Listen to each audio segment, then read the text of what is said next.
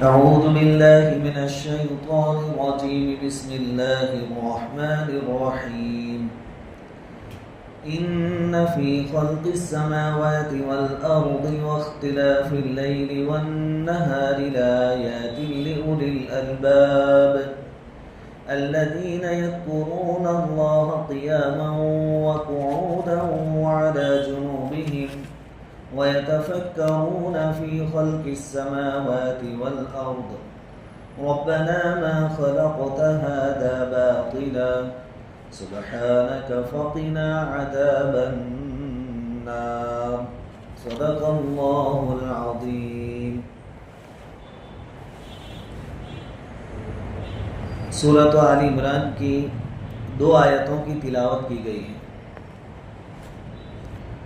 گزشتہ کل آخری جو آیت کریمہ پڑھی گئی تھی وہ تھی وَلِلَّهِ مُلْكُ السَّمَاوَاتِ وَالْأَرْضِ وَاللَّهُ عَلَى كُلِّ شَيْءٍ قَدِيرٌ، کہ آسمان اور زمین کی سلطنت اللہ رب العزت ہی کی ہے اور اللہ تعالی ہر چیز پر قادر ہے. جب سب کچھ اللہ کا ہے تو عقل مندی اسی میں ہے کہ آدمی اللہ کو مان لے. اللہ تعالیٰ نے اپنے تک پہنچنے کے لیے بہت ساری نشانیاں اس کائنات کے اندر رکھی ہیں. اگر کسی کے اندر عقل سلیم ہو، عقل اس کی صحیح ہو اور وہ اللہ رب العزت کی بنائی ہوئی کائنات میں غور و فکر کریں تو ضرور بنانے والے تک پہنچ سکتا ہے، خالق اور مالک تک وہ پہنچ سکتا ہے، اس کو پہچان سکتا ہے. یہاں کچھ باتیں اللہ رب العزت نے بیان فرمائی کہ دیکھو میں نے آسمان پیدا کیے، زمین بنائی، اور یہ رات اور دن کا عدلنا بدلنا، یہ سارا جو سسٹم ہے اس میں عقل مندوں کے لیے بہت ساری نشانیاں ہیں. تو ہمارا کام یعنی عقل مندوں کا کام یہ ہے کہ ان نشانیوں میں غور و فکر کرے. غور و فکر کرے گا تو پھر اس کو یہ توفیق نصیب ہوگی کہ یہ سسٹم کون چلا رہا ہے، یعنی اللہ. تو جو اچھی طرح غور و فکر کرے گا وہ اللہ رب العزت تک پہنچ جائے گا. جب وہاں تک پہنچ جائے گا تو اس کی عقل بھی تقاضا کرے گی کہ اللہ پر ایمان بھی لیا ہے. ایک بات تو یہ ہے کہ اللہ تعالیٰ نے اپنی پہچان کروانے میں، اپنا تعارف کروانے میں ایسی چیزوں کی مثالیں بیان کی کہ جہاں تک غریب سے غریب، فقیر سے فقیر اور تھوڑی بہت سمجھ بوجھ رکھنے والا آدمی بھی آسانی سے پہنچ سکتا ہے. یعنی ایسی نشانیاں جو سب کو نظر آ رہی. ایسی کوئی نشانی اللہ تعالیٰ نے نہیں رکھی کہ جس کے لیے آپ کو سائنس پڑھنی پڑے یا کچھ اور قسم کا علم حاصل کرنا پڑے اور جو سب کو نظر نہ آتی ہو، بلکہ بالکل عام فہم نشانی اللہ تعالیٰ نے بیان فرمائی. یہ آسمان، اللہ رب العزت فرماتے ہیں کہ دیکھو آسمان جو میں نے پیدا کیا اس میں میری نشانیاں ہیں قدرت کی. ابھی آسمان ہر ایک کو نظر آتا ہے، امیر غریب چھوٹا بڑا ہر ایک کو نظر آتا ہے. تو ہر ایک کے لیے اس میں غور و فکر کرنا آسان، اس کو دیکھنا آسان. تو اللہ تعالیٰ فرماتے ہیں کہ دیکھو. اسی طرح زمین کا جو سسٹم اللہ رب العزت نے چلایا، زمین کو بطور فرش کے بچھایا، اس کے اندر خزانے رکھے، بلکہ زمین کو پانی کے اوپر بنایا، بچھایا. زمین حرکت نہ کرتی رہے اس لیے بطور میخ اور کیل یعنی کھیلوں کی پہاڑوں کو اللہ رب العزت نے اس کے اندر تھوک دیا تاکہ زمین ایک آدھ طرف جھک نہ جائے، بیلنس اس کا برابر رہے. اگر کوئی آدمی سارے سسٹم میں غور و فکر کرے گا تو اس کو معلوم ہوگا کہ اس سسٹم کو چلانے والا کوئی ہے، اور وہ کون ہے؟ اللہ رب العزت. بس آدمی غور و فکر کرے. جن لوگوں کو اللہ تعالیٰ نے یہ توفیق دی کہ وہ ہوائی جہاز میں بیٹھے ہیں اور جب اوپر جاتے ہیں 35,000 یا 36,000 فٹ کی اونچائی پر، وہاں سے پھر جب آسمان دکھتا ہے اور جب ہمارے پہلو ترے زمین نہیں ہوتی ہے، واقعتاً اس وقت اللہ تعالیٰ کی یاد تازہ ہو جاتی ہے کہ اس سسٹم کو کوئی چلا رہا ہے. ہمیں جو بادل نظر آتے ہیں وہ تو بالکل بہت قریب ہیں، تقریباً یوں سمجھو 10-12 کلومیٹر پر ہے یہ بادل، آسمان تو اس سے بہت دور ہے. تو آدمی جب خلا میں ہوتا ہے، اوپر ہوتا ہے، اور جب ایروپلین کے نیچے سے بادل جاتے ہوتے ہیں اور بادل ہی بادل نظر آتے ہیں، اس وقت آدمی کو محسوس ہوتا ہے اور کھڑکی والی سیٹ نصیب ہو جائے اور آدمی تنہا ہو، اکیلا ہو. اور چونکہ وہاں اللہ کی یاد آتی ہے، کیونکہ ایک تو ڈر لگتا ہے آدمی، کیونکہ اس کو معلوم ہے کہ پیروں تلے زمین نہیں ہے. اور کبھی کہیں گئے ہو دوسرے ملک میں اور اخبار وغیرہ میں دیکھ لیا ہو کہ بھائی یوروپ کنٹری میں 2 پلین کریش ہو گئے، پھر ہم کو وہاں سے واپس آنا ہو تو پھر وہ اخبار والی خبر بھی دماغ میں ہوتی ہے. تو پھر آدمی برابر سوچتا ہے اور پھر اتنا پڑھتا ہے کہ آدمی نیچے اترتے تک پڑھنا چالو ہی رہتا ہے. الحمدللہ ہماری واپسی تھی دوپہر 12 بجے، اور کھڑکی والی سیٹ، اور پھر جو اوپر سے آسمان نظر آتا تھا، زمین بالکل دکھائی نہیں دیتی تھی. پھر جو اللہ کی یاد آتی ہے آدمی کو کہ بس یہ وہ والا نقشہ ہے جو اللہ تعالیٰ قرآن میں کئی جگہ بیان فرماتے ہیں کہ جب سب طرف سے رشتے کٹ جاتے ہیں تو آدمی کو ہماری یاد آتی ہے، پھر آسمان اور بندہ. تو آدمی غور و فکر کرے تو بنانے والے تک ضرور پہنچ جائے گا. اور عقل ہے، صحیح عقل، تو آدمی سوچے گا کہ یار اتنا بڑا نظام آٹومیٹک تو چل نہیں سکتا.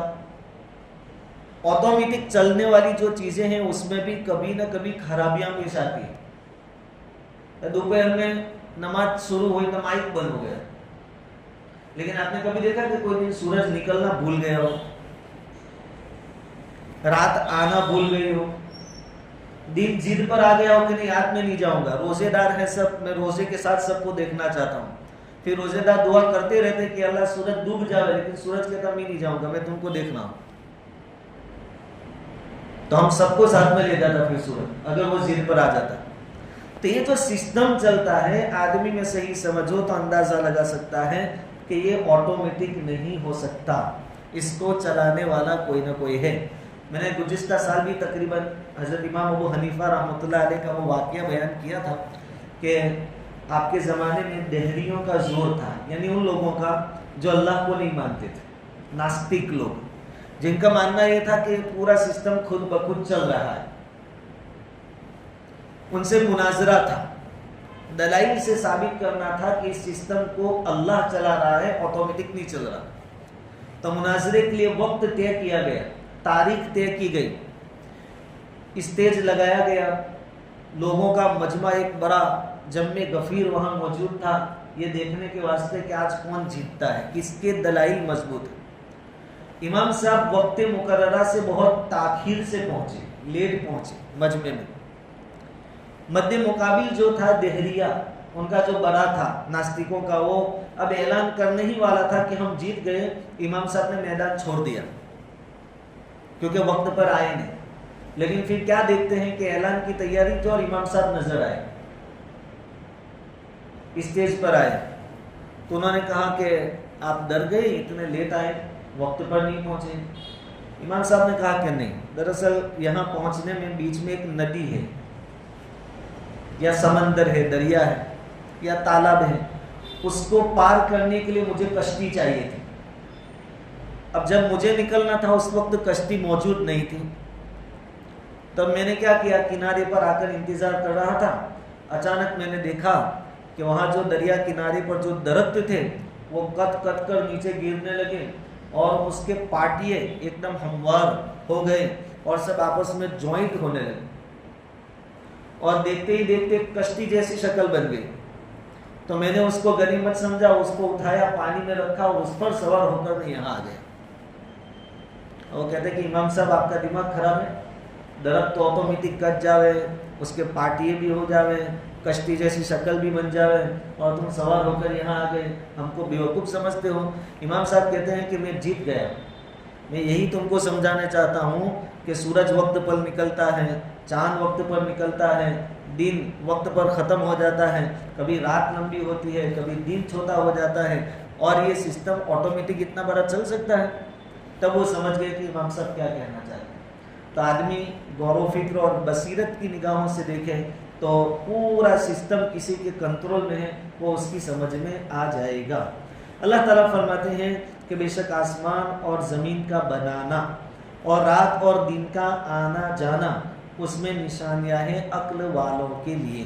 یہاں لِأُولِي الْأَلْبَابِ عقل والوں کے لیے نشانیاں، جن کی عقل ہی خراب ہو گئی ہو ان کے سامنے آپ لاکھ نشانیاں بیان کریں ان کی سمجھ میں بات آنے والی نہیں ہے۔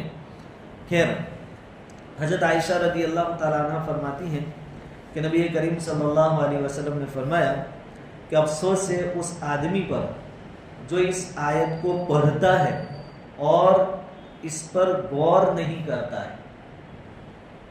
صحیح ابن حبان کے اندر یہ حدیث موجود ہے، یعنی اس آیت میں اللہ تعالیٰ نے ہمیں دعوت دی ہے کہ تم آسمان میں غور و فکر کرو، زمین میں غور و فکر کرو، رات دن کا جو نظام چل رہا ہے اس میں غور و فکر کرو۔ اگر کوئی آدمی اس میں غور و فکر نہیں کرتا تو حضور فرماتے ہیں کہ اس پر افسوس، اللہ نے عقل دی ہے تو اس پر غور و فکر کرنا چاہیے۔ الحمدللہ ایمان والے ہوتے ہیں، کئی مرتبہ ہماری زبان سے بات نکل جاتی ہے آسمان کے ستارے دیکھ کر، اور زمین کبھی خشک ہوتی ہے، پھر اب بارش برستی ہے اور پھر گھاس سبزہ وغیرہ اگتا ہے، تو آدمی ایمان والے کی زبان پر کس کی تعریف ہوتی ہے؟ اللہ، کیونکہ ایمان والے کا یقین ہے کہ یہ جو پورا سسٹم چل رہا ہے اس کو کون چلا رہا ہے۔ ورنہ جن کو ہم بہت عقل مند آج کے دور میں سمجھا جاتا ہے، ویگنانک، سائنٹسٹ، جن کے بڑے بڑے نام ہیں، ان کی نظر اللہ تک نہیں پہنچتی۔ آپ ان سے پوچھیں گے کہ درخت سوکھا تھا، اب اس کے اوپر پتے آ گئے ایک دم ہرے بھرے، تو وہ اس کو غور کر کے بتائیں گے کہ اس کے اندر یہ تتو ہے، یہ اس سے ملا تو یہ گرین کلر پیدا ہو گیا، یہ تتو اس کے ساتھ ملا، یہ کण اس کے ساتھ ملا تو اس کے اندر رس پیدا ہو گیا۔ بس یہ اس کے اندر ہی الجھے رہتے ہیں، لیکن اس درخت کے اندر گیلا پن کس نے ڈالا، پتے کو ہرا رنگ کس نے دیا، وہاں تک ان کی پہنچ ہوتی نہیں ہے۔ بلکہ اللہ کا ہم احسان مانیں، شکر ادا کریں کہ ہمیں ایمان کی دولت دی ہے، ورنہ بڑے بڑے ڈاکٹر، وکیل اور ویگنانک اور ماسٹر سمجھے جانے والے جھنڈا چوک میں صبح میں ہاتھ میں لوٹا لے کر کھڑے ہوئے ہم نے دیکھے ہیں، اور اس انتظار میں کہ ابھی ہماری ماتا پیشاب کرے گی تو اس کو سیدھا لوٹے میں لیتے ہیں اور پھر گرم گرم اس کو پی جاتے ہیں۔ وہ ہوتا ہے وکیل، کوئی ہوتا ہے ڈاکٹر، کوئی ہوتا ہے ماسٹر، ٹیچر، لیکن ان کی عقلوں کا حال ہے۔ اور ہمارا مسئلہ کیا آ رہے تھے، پیشاب اگ کر رہا تھا جانور تو چھینٹے اڑے ہو تو کپڑا ناپاک ہو گیا، اس کو 3 بار دھو، نچوڑو، وہ گندگی جائے گی تو ہی پاک ہوگا، نہیں تو ناپاک۔ تو اللہ کا شکر ادا کرے کہ اللہ تعالیٰ نے ہمیں یہ عقل دی ہے۔ چاہے دنیا والے ہم کو بیوقوف کہتے ہیں، لیکن وہ تو قیامت کے دن پتہ چلے گا۔ حضرت شیخ رحمۃ اللہ علیہ نے کئی جگہ پر لکھا ہے کہ اس دن پتہ چلے گا کہ گدھے پر سوار تھے یا گھوڑے پر سوار تھے۔ خیر، عقل مندوں کا کام ہے کہ اللہ رب العزت کی کائنات میں غور و فکر کریں اور اللہ تک پہنچے، اللہ کی قدرت کو یاد کریں، اللہ کی کاریگری کو دیکھیں۔ آگے قرآن کی نظر میں عقل مند کون ہے اس کو بیان کیا جا رہا ہے۔ ہم میں سے ہر ایک سمجھتا ہے کہ میں عقل مند ہوں، میرا بہت ذہن ہے، بہت دماغ والا ہوں میں، لیکن قرآن کس کو عقل مند کہتا ہے وہ دیکھیں۔ الذین یذکرون اللہ قیاما وقعودا وعلی جنوبہم، کہ عقل مند وہ لوگ ہیں جو یاد کرتے ہیں اللہ کو کھڑے کھڑے اور بیٹھے بیٹھے اور کروٹ پر لیتے لیتے، یہ عقل مند لوگ ہیں۔ جب سارا سسٹم اللہ رب العزت چلا رہے ہیں اور اس سسٹم کو چلانے کا ایک مقصد ہے کہ وقت آنے پر پورا سسٹم پھیل کر دیا جائے گا، اور جس نے اس سسٹم میں غور و فکر کر کے اپنے خالق اور مالک کو پہچان لیا اس کو جنت دی جائے گی، اور جنہوں نے نہیں پہچانا ہے اور مستی کے ساتھ زندگی گزاری، غافل رہ کر زندگی گزاری، ان کو عذاب دیا جائے گا۔ تو عقل مند کون ہوئے؟ جو کھڑے کھڑے اللہ کو یاد کرتے ہیں، بیٹھے بیٹھے اللہ کو یاد کرتے ہیں، اور لیتے لیتے بھی اللہ کو یاد کرتے ہیں۔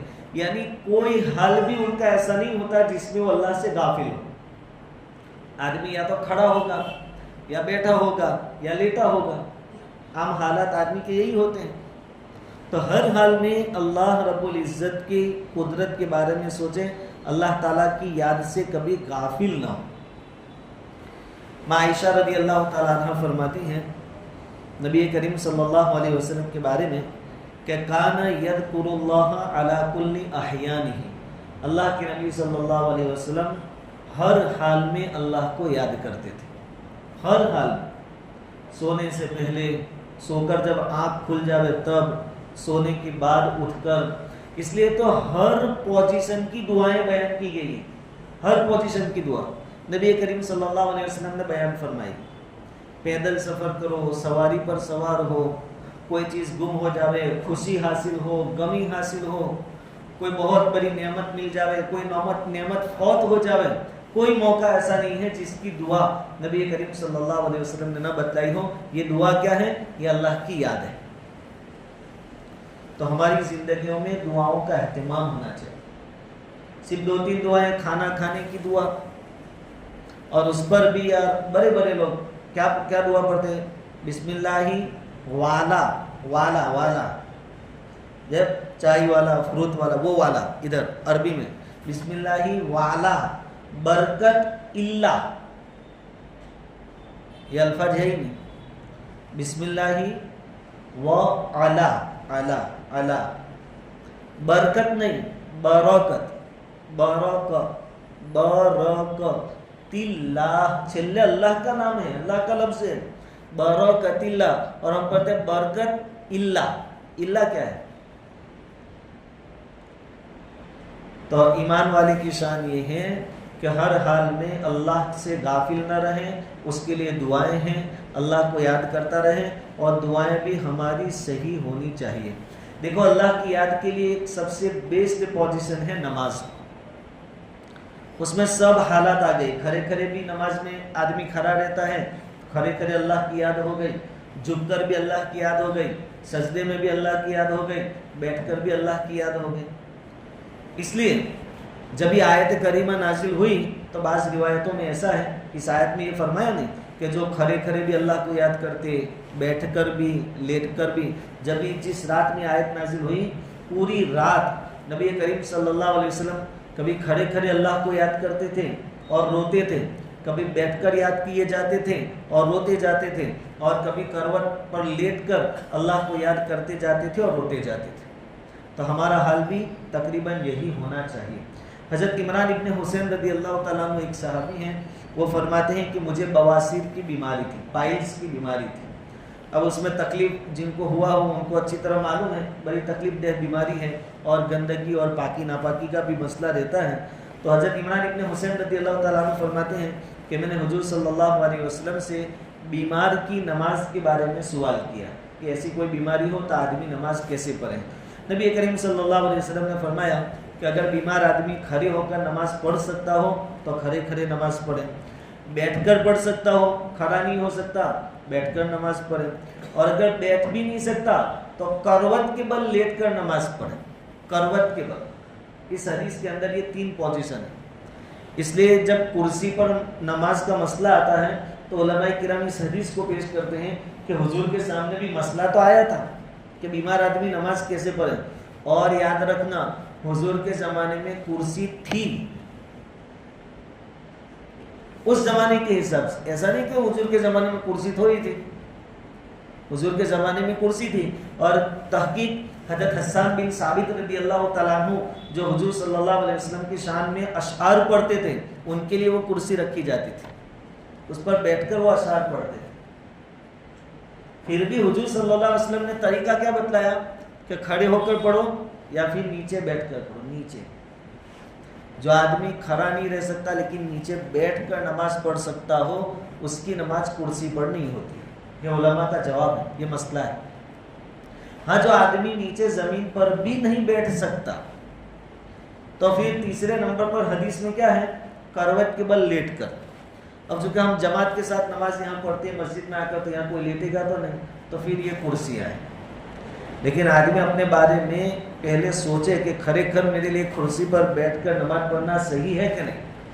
وہاں ایک چارٹ لگایا ہے میں نے، کرسی پر نماز پڑھنے کے مسئلے، سب شکلیں دی ہیں اور کیسے پڑھنا ہے وہ بھی دیا ہے، اس کا مطالعہ کرے پہلے۔ خیر، حضور فرماتے ہیں کہ بیٹھ کر بھی نہ پڑھ سکے تو کروٹ کے بل لیٹ کر۔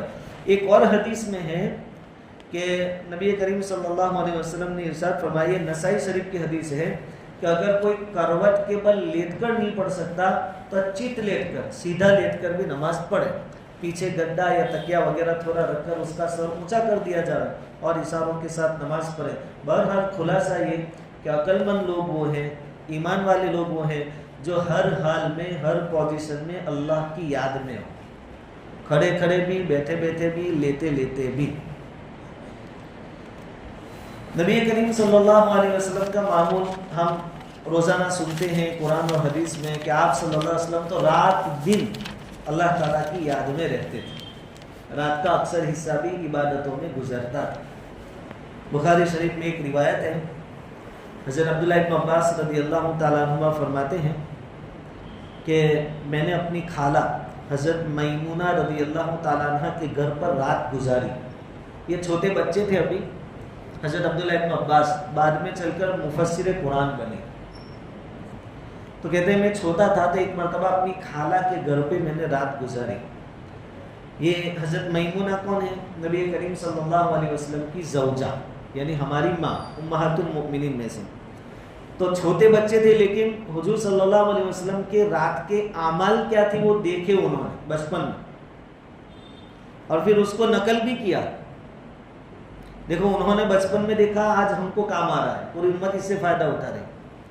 تو بڑے لوگ جب آوے، آگے ایک روایت اور آئے گی جس میں حضرت عبداللہ ابن عباس کا ہی ہے کہ وہ فرماتے کہ مجھے میرے ابا نے بھیجا تھا کہ جاؤ حضور کے گھر پر رات گزر اور دیکھو رات کے عمل کیا ہے۔ ہمارے یہاں بھی کوئی بزرگ آوے رات کا قیام ہو تو ہم خود تو رہے ان کے ساتھ، بچوں کو بھی ساتھ میں کریں، بچوں کو بھی سمجھ میں آئے۔ بچے نقالی کرتے ہیں، نقل کرتے ہیں۔ تو حضرت عبداللہ ابن عباس فرماتے ہیں کہ حضور صلی اللہ علیہ وسلم گھر پر تشریف لائے، حضرت میمونہ کے ساتھ تھوڑی دیر بات چیت کی اور پھر سو گئے۔ پھر جب آخری تہائی رات باقی رہے، رات کے 3 حصے ہم کریں، سورج ڈوبنے سے لے کر صبح صادق تک، تو آخری تیسرا جو حصہ تھا اس میں نبی کریم صلی اللہ علیہ وسلم نیند سے بیدار ہوئے اور بیٹھ گئے بسترے پر اور آسمان کی طرف نگاہ کی، پھر یہ آیتیں پڑھی۔ یہ 4 سپارے کی آیتیں ہیں، سورہ آل عمران پوری ہو رہی ہے اس پر، آخری 10 آیتیں۔ یہ 10 آیتیں نیند سے بیدار ہونے کی بعد پڑھنا یوں سمجھو سنت ہے، حضور صلی اللہ علیہ وسلم کا عمل ہے۔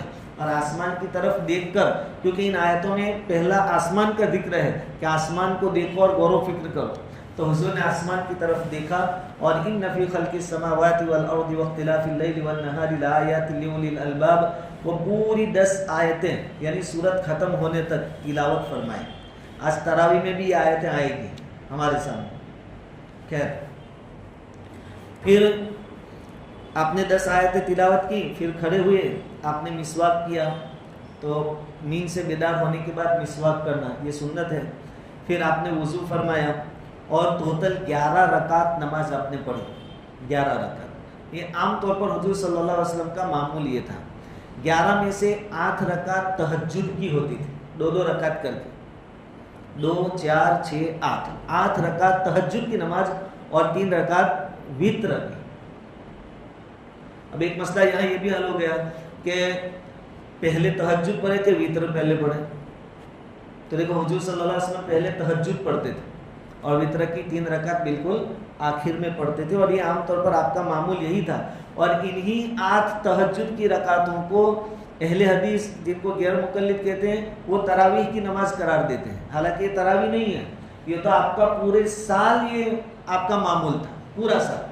تراویح تو آپ نے 3 دن پڑھی ظاہر میں سب کے سامنے، وہ پوری 20 رکعت پڑھی۔ اور پھر حضرت عمر رضی اللہ تعالیٰ عنہ نے تو باقاعدہ جماعت کے ساتھ اس کو مشروع کیا، اور حضور کا ارشاد ہے اصحابی کا نجوم، میرے صحابہ ستاروں کے مانند ہیں، ان میں سے جس کی پیروی کرو گے نجات پا جاؤ گے، ہدایت پا جاؤ گے۔ تو حضرت عمر کی ہم پیروی کر رہے ہیں، اور حضرت عمر کے ساتھ دوسرے بہت سارے صحابہ کرام موجود تھے، حضرت عثمان غنی تھے، حضرت علی مرتضیٰ تھے، اور بڑے بڑے صحابہ، سب نے جماعت کے ساتھ تراویح پڑھی۔ اس لیے غیر مقلدین کا یہ کہنا کہ حضرت عمر کی بدعت ہے، یہ صحیح نہیں ہے، یہ صحابی نے ایک رائج کیا ہوا عمل ہے، اور اس پر ہم چلیں گے کیونکہ حضور کا حکم ہے کہ میرے صحابہ کی پیروی کرو۔ خیر، 11 رکعت نماز پڑھی، اس کے بعد حضور صلی اللہ علیہ وسلم پھر تھوڑی دیر کے لیے سو گئے. پھر جب نماز کا وقت ہوا تو حضرت بلال نے رضی اللہ تعالیٰ عنہ اذان کہی اور آپ کو جگانے کے واسطے تشریف لائے. تو آپ صلی اللہ علیہ وسلم بیدار ہوئے اور آپ نے فجر کی 2 رکعت سنت موقدہ نماز پڑھی. دیکھو حضور صلی اللہ علیہ وسلم سو گئے لیکن آپ کا وضو ٹوٹا نہیں. نبی کا وضو نہیں ٹوٹتا. نبی کا وضو، اس کی وجہ ہم سب جب سو جاتے ہیں تو ہمارا دل بھی غافل ہو جاتا ہے، اور دل غافل ہو جاتا ہے تو بدن یعنی باڈی پر جو پکڑ ہوتی ہے اعضاء کی وہ دل ہی ہو جاتی ہے. پھر ممکن ہے کہ بھائی پیچھے سے ریح نکل گئی ہو یا کوئی اور مسئلہ ہوا ہو. نیند کوئی ناپاک چیز نہیں ہے کہ جس کی وجہ سے وضو ٹوٹ جاتا ہے. نیند ناپاک نہیں ہے. نیند کی وجہ سے وضو اس لیے ٹوٹتا ہے کہ آدمی جب سو جاتا ہے تو اس کا بدن ڈھیلا پڑ جاتا ہے. اب جب سو گیا، غافل ہو گیا تو ممکن ہے کہ ریح نکل گئی ہو اور اس کا وضو ٹوٹ گیا ہو، اس لیے کہا گیا. لیکن نبی جب سوتے ہیں تو ان کا دل بیدار ہوتا ہے. آنکھیں سوتی ہیں، حضور نے خود فرمایا کہ ہماری آنکھیں سوتی ہیں لیکن دل نہیں سوتا. جب دل سویا ہی نہیں تو ہمارے جیسا کوئی مسئلہ ان کو پیش آتا نہیں، اس لیے وہ سوئے تو بھی ان کا وضو ٹوٹتا نہیں ہے. خیر، تو پھر حضور صلی اللہ علیہ وسلم نے 2 رکعت سنت موقدہ نماز پڑھی اور پھر مسجد میں تشریف لے گئے اور لوگوں کو فجر کی نماز پڑھائی. اسے فجر کی 2 رکعت سنتیں گھر پہ پڑھنا یہ بھی ثابت ہو گیا.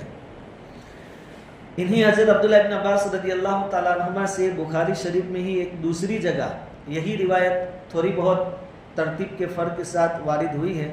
وہ فرماتے ہیں کہ جب میں رات کو حضور کے گھر سویا تو سونے کی پوزیشن دوسری روایت میں بیان کی ہے کہ بھئی ایک بستر تھا تو لمبائی میں حضور صلی اللہ علیہ وسلم اور ان کی خالہ حضرت میمونہ یہ دونوں سوئے اور میں یوں آرا سویا چورائی میں، کیونکہ 2-3 بستریں تو ہوتے نہیں تھے اور اتنی کشادگی اور گنجائش ہمارے جیسی نہیں ہوتی تھی. تو یہ ایک ہی بستر پر حضور اور حضرت میمونہ یہ لمبائی میں سوئے ہیں اور حضرت عبداللہ ابن عباس یوں چورائی میں سوئے ہوئے ہیں. پھر حضور صلی اللہ علیہ وسلم سوئے آدھی رات کے قریب کچھ پہلے یا آدھی رات کے کچھ بعد حضور صلی اللہ علیہ وسلم جاگے اور اپنے ہاتھوں سے آنکھوں کو یوں ملا حضور نے. یہ بھی ایک طریقہ ہے، سنت طریقہ.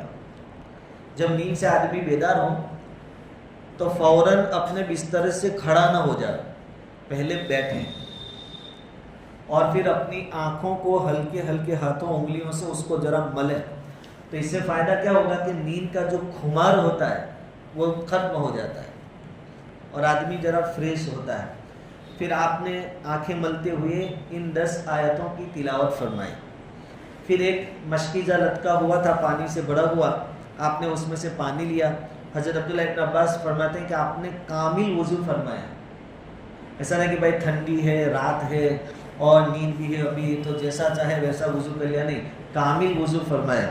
پھر آپ نماز کے لیے کھڑے ہو گئے. حضرت عبداللہ ابن عباس فرماتے ہیں کہ حضور نے جتنا کیا میں نے بھی اتنا سب کیا. میں بھی کھڑا ہوا، آنکھوں کو یوں کر کے میں نے بھی تھوڑا اس پر انگلی پھرائی اور پھر میں نے بھی وضو کیا مشکیزے میں جو پانی تھا اس سے، اور حضور نماز کے لیے کھڑے ہو گئے تو میں بھی کھڑا ہو گیا. اب ایک اور مسئلہ حضرت عبداللہ ابن عباس نے ہمارا حل کر دیا. وہ کہتے ہیں کہ حضور یوں کھڑے تھے تو میں بائیں طرف آ کر حضور کے ساتھ کھڑا ہو گیا، بائیں طرف. اور چونکہ یہ تہجد کی نماز تو نفل ہے اور نفل نماز میں جماعت نہیں ہوتی، لیکن 2 آدمی ساتھ میں مل کر پڑھنا چاہے پڑھ سکتے ہیں. 2 آدمی میں کسی کا اختلاف نہیں، 3 میں بعضوں کا اختلاف ہے اور 4 ہو جائے تو سب نے نہ کہا ہے کہ نہیں اتنے زیادہ لوگ نفل نماز میں. ہاں صرف یہ تراویح ایسی نماز ہے جو جماعت کے ساتھ پڑھی جاتی ہے، لیکن اس کو تو ہم سنت موقدہ کہتے ہیں. خیر، حضرت عبداللہ ابن عباس فرماتے ہیں کہ حضور کی بائیں طرف میں نماز کے لیے کھڑا ہو گیا. تو اب 2 آدمی نماز پڑھنے والے ہو تو ایک آدمی جو ہے امام کے علاوہ اس کو داہنی طرف کھڑا رہنا ہے. یہ بائیں طرف کھڑے ہو گئے. حضور صلی اللہ علیہ وسلم نے یوں کر کے ان کا کان پکڑ کر ان کو یوں داہنی طرف لا کر کھڑا کر دیا. حضرت عبداللہ ابن عباس کو دیکھو، ایک تو حضور نے چالو نماز میں کام کیا، تو ایسی چھوٹی موٹی بات آدمی کر سکتا ہے. ایک بات عمل کثیر نہ ہونا چاہیے. دوسری بات کہ ان کو لا کر ادھر کھڑا کیا تو ایک مسئلہ ہمارے لیے ثابت ہو گیا کہ 2 ہی آدمی ہو، ایک امام اور ایک مقتدی، تو مقتدی کہاں کھڑا رہے گا؟ दाहिनी तरफ, बाईं तरफ खड़ा नहीं रहेगा। फिर कहते हैं कि हुजूर सल्लल्लाहु अलैहि वसल्लम ने तहज्जुद की नमाज़ पढ़ी। इस रिवायत के अंदर है कि 12 रकात नमाज़ पढ़ी तहज्जुद की, 12 रकात, वहाँ था 8 रकात, रिवायतें अलग अलग हैं। फिर वित्र की नमाज़ पढ़ी हुजूर सल्लल्लाहु अलैहि वसल्लम ने, फिर आप सो गए। फिर मुअज्जिन ने आकर, यानी हज़रत बिलाल रज़ी अल्लाह तआला अन्हु ने आकर नमाज की खबर की कि हुजूर नमाज का वक्त हो गया है। हुजूर सल्लल्लाहु अलैहि वसल्लम खड़े हुए और 2 रकात हल्की फुल्की सुन्नत मुअक्कदा अदा फरमाई। सुन्नत हल्की क्यों हुई कि सुन्नत क्या है, फजर की सुन्नतों में क्या पढ़ना सुन्नत है, कुल या अय्युहल काफिरून और कुल हुवल्लाहु अहद, और इन 2 सूरतों को पढ़ने में ज़्यादा देर होती नहीं। दूसरी एक बात कि मुअज्जिन साहब इमाम साहब को उठाने के वास्ते गए, हज़रत बिलाल हुजूर इमाम हैं, उठाने के वास्ते गए। तो कभी हमारे इमाम साहब भी सो रहे हैं और उठाने जाना पड़े या फ़ोन करना पड़े तो फिर पूरे दिन बातें करने की कोई ज़रूरत नहीं है, इमाम साहब फजर में नहीं आता। होता है ऐसा, समझ में आ गई बात? हाँ, ये हदीसों में बहुत फ़ायदे हैं। अच्छा, जब उठाने गए तब अभी सुन्नतें बाकी थी। और फिर हमारे यहाँ ऐसा हो कि इमाम अभी जब उठाने गए बाकी साहब तब उठे, फिर कहे मैं आता हूँ सुन्नतें पढ़कर, फिर बाकी साहब कहे अजू तो 2 रकात बाकी छे, हमने अभी तो सुन्नतें पढ़ेंगे फिर आएंगे, फिर यहाँ सब खिचपिच चालू हो जाए, ऐसा नहीं होता है। हुजूर ने बाद में सुन्नतें पढ़ी, फिर इत्मीनान से आए, फिर नमाज पढ़ाए। खैर, यही रिवायत हज़रत अब्दुल्लाह इब्न अब्बास रज़ी अल्लाह ताला अन्हुमा की एक और तरीके से नकल की गई है। उसमें ये बयान किया गया है कि हज़रत अब्दुल्लाह इब्न अब्बास फरमाते कि मुझे मेरे वालिद साहब ने ये हुक्म दिया, यानी हज़रत अब्बास रज़ी अल्लाह ताला अन्हु ने हुक्म दिया कि बेटे आज की रात तुम हुजूर के साथ सो जाओ। उनके घर में आपकी खाला ही है हज़रत अब्दुल्लाह की, और हज़रत अब्बास तो आपके चचा हैं, तो आप जाओ चचा जाद भाई के साथ उनके घर सो जाओ। और साथ में ये भी लिखा है कि उनकी रात की नमाज की कैफियत देखो, इससे साबित हुआ अपने बच्चों की तरबियत। जब बुजुर्ग आवे तो चलो रात को हम ना भेजे, कम से कम खाने बैठे हो तब अपने बच्चों को भेजे कि बेटा जाओ, ये देखो मौलवी साहब कैसे हाथ धोते हैं, खाने किस पोजीशन में बैठते हैं, कैसे खाते हैं, जिक्र कितना करते हैं, साथ में नमाज कैसे पढ़ते हैं। हज़रत अब्दुल्ला इब्न अब्बास को उनके वालिद साहब ने, यानी हज़रत अब्बास ने भेजा और कहा कि जाओ रात की नमाज हुजूर सल्लल्लाहु अलैहि वसल्लम की कैसी है वो देखो। तो हज़रत अब्दुल्ला फरमाते हैं कि ईशा की नमाज़ पढ़ के सब लोग जब चले गए तो मैं मस्जिद में बैठा रहा। आखिर में हुजूर सल्लल्लाहु अलैहि वसल्लम निकले तो पूछा कि अब्दुल्ला हैं? अब लाइटें तो थी नहीं, रोशनी तो इतनी ज़्यादा हमारी तरफ, तो अंदाजे से हुजूर ने कहा अब्दुल्ला है? मैंने कहा हाँ। कहा क्यों बैठे हैं? कहा कि अब्बा ने भेजा है और कहा है कि आपके घर पे रात गुजारो और ज़रा आपके मामूलात रात के देखना चाहता हूँ।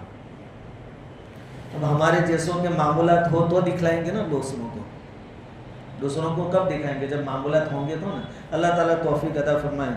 हुजूर ने कहा चलो फिर। तो कहते हैं कि घर आए और बिस्तरा लाया गया तो क्या था? ताट का बिस्तरा, तकिया भी उसी का था। हुजूर सल्लल्लाहु अलैहि वसल्लम उस पर सर रख कर सो गए। और हज़रत अब्दुल्लाह इब्न अब्बास फरमाते हैं कि यहाँ तक कि मैंने हुजूर के खर्रातों की आवाज़ सुनी। फिर हुजूर सल्लल्लाहु अलैहि वसल्लम जागे और सीधी तरफ बैठ गए, इत्मीनान के साथ आसमान की तरफ निगाह उठाई और वो 10 आयतें तिलावत फरमाई, जिसके अंदर हमें दावत दी गई है कि हम अल्लाह की तख्लीक में अल्लाह ने जो चीज़ें बनाई हैं उसके अंदर गौर व फिक्र करें। बहरहाल आज जो 2 आयतें पढ़ी गई उसका खुलासा ये है कि अल्लाह रब्बुल इज़्ज़त की तरफ से हमें दावत दी गई है कि अल्लाह की बनाई हुई मखलूक में हम गौर व फिक्र करें। उस पर क्या सवाब मिलेगा, क्या फजीलत है, वो इंशाअल्लाह उसके बारे में आइंदा कल सुनेंगे। अल्लाह ताला अमल की तौफीक अता फरमाए। दुरूद शरीफ।